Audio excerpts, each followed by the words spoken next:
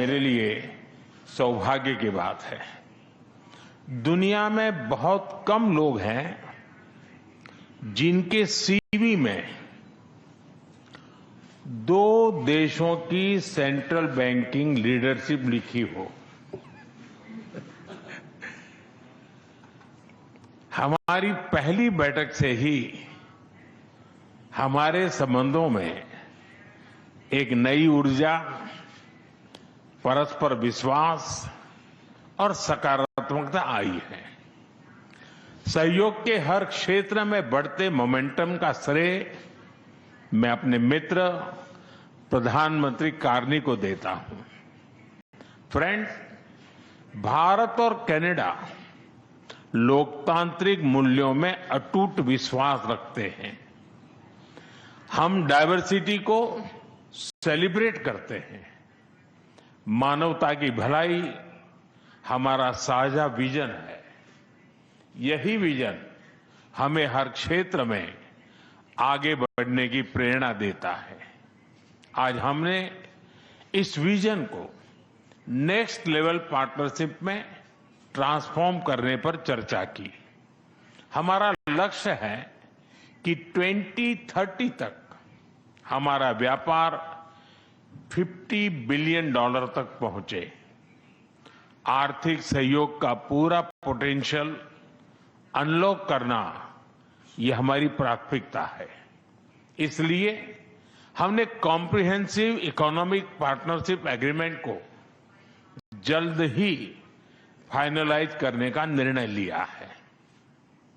इससे दोनों देशों में निवेश और रोजगार के नए अवसर बनेंगे।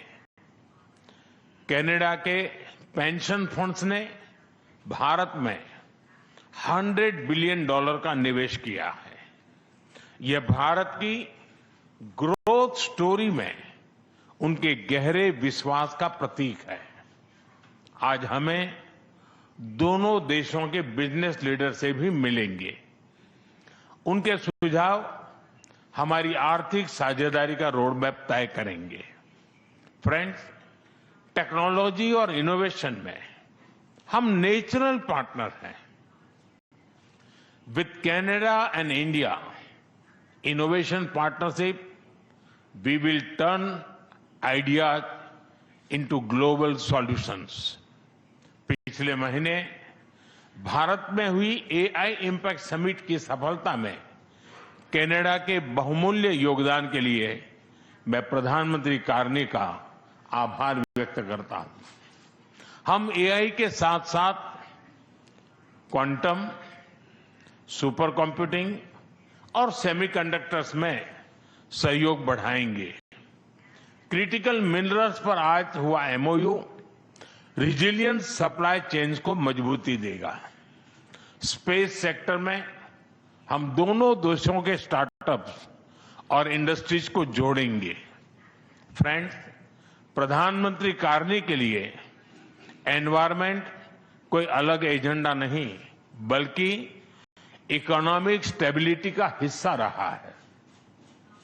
ऊर्जा के क्षेत्र में हम नेक्स्ट जनरेशन पार्टनरशिप बना रहे हैं, जिसमें हाइड्रोकार्बन के साथ साथ रिन्यूएबल एनर्जी, ग्रीन हाइड्रोजन और एनर्जी स्टोरेज पर विशेष बल दिया जाएगा।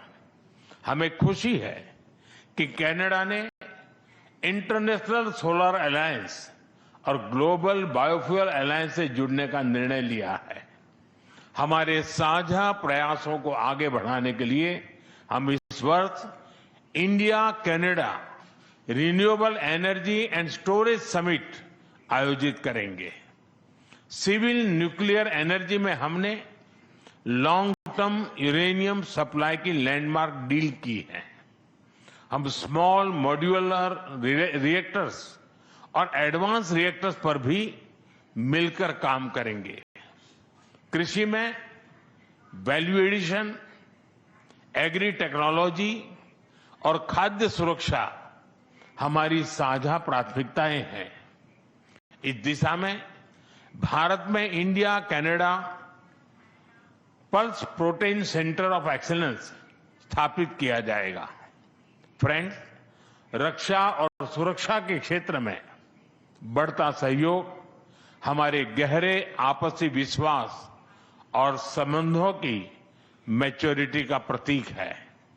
हम defence industries, maritime domain awareness और मिलिट्री एक्सचेंजेज बढ़ाने पर काम करेंगे। इसी उद्देश्य से आज हमने इंडिया कनाडा डिफेंस डायलॉग की स्थापना करने का निर्णय लिया है। Friends, people to people ties हमारे संबंधों की असली ताकत है। आज हमने इन्हें और मजबूत करने के लिए कई महत्वपूर्ण निर्णय लिए हैं। एआई, हेल्थ केयर, एग्रीकल्चर और इनोवेशन में आज कई यूनिवर्सिटीज के बीच नई पार्टनरशिप की घोषणा हो रही है। हम कनाडा की यूनिवर्सिटी द्वारा भारत में कैंपस खोलने पर भी सहमत हुए। इंडिजिनस और ट्राइबल कम्युनिटीज हमारी साझा सांस्कृतिक विरासत का महत्वपूर्ण हिस्सा है। सांस्कृतिक आदान प्रदान बढ़ाने के लिए दोनों पक्षों के बीच आज एमओयू किया गया है। फ्रेंड्स, भारत के लिए कनाडा इंडो पैसिफिक में महत्वपूर्ण साझेदार है। इंडियन ओशन रिम एसोसिएशन में डायलॉग पार्टनर बनने में उनकी रुचि का हम स्वागत करते हैं। इससे हमारे मैरीटाइम सहयोग को नई गहराई मिलेगी।